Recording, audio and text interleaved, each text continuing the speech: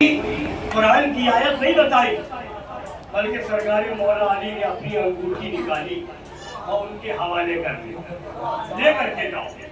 रास्ते में कहीं कोई ऐसा दरिंदा जानवर आ जाए तो फौरन अंगूठी दिखा देना, कह देना कि ये मौला अली की अंगूठी है। गए रास्ते में शेर आ गया सामने, फौरन अंगूठी निकाली और अंगूठी सामने कर दी शेर की, देख मेरे हाथ में मौला अली की अंगूठी है।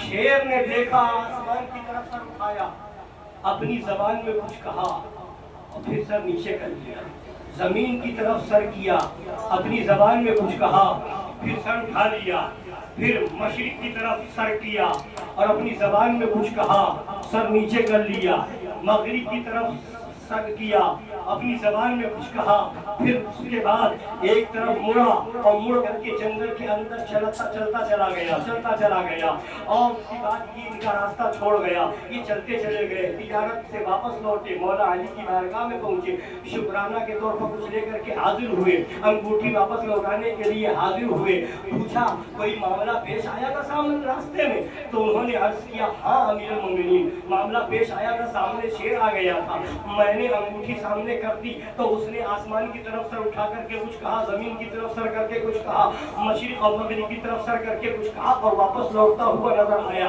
तो मौला अली फरमाते हैं, सुभान अल्लाह, बैठे कूफा में है, जंगल की खबर है। फरमाया कि उसने क्या कहा? उसने कहा हुजूर मुझे नहीं मालूम क्या कहा, अपनी जबान में कुछ कहा, जानवर की जबान हमें क्या मालूम। सुभान अल्लाह, वो है मौला अली।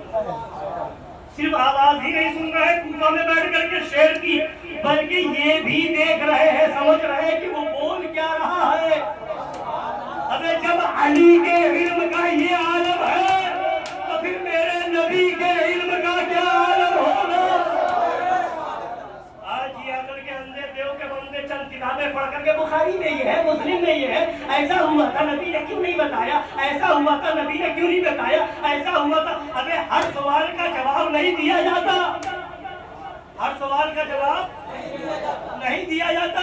जवाब ना देना इसका ये मतलब नहीं कि उसे मालूम नहीं है, जवाब ना देने का ये मतलब नहीं है कि उसे, तो अगर हर सवाल का जवाब देना जरूरी है और ना जवाब देने पर ये बताए, ये बताइए तू नतीजा निकाले।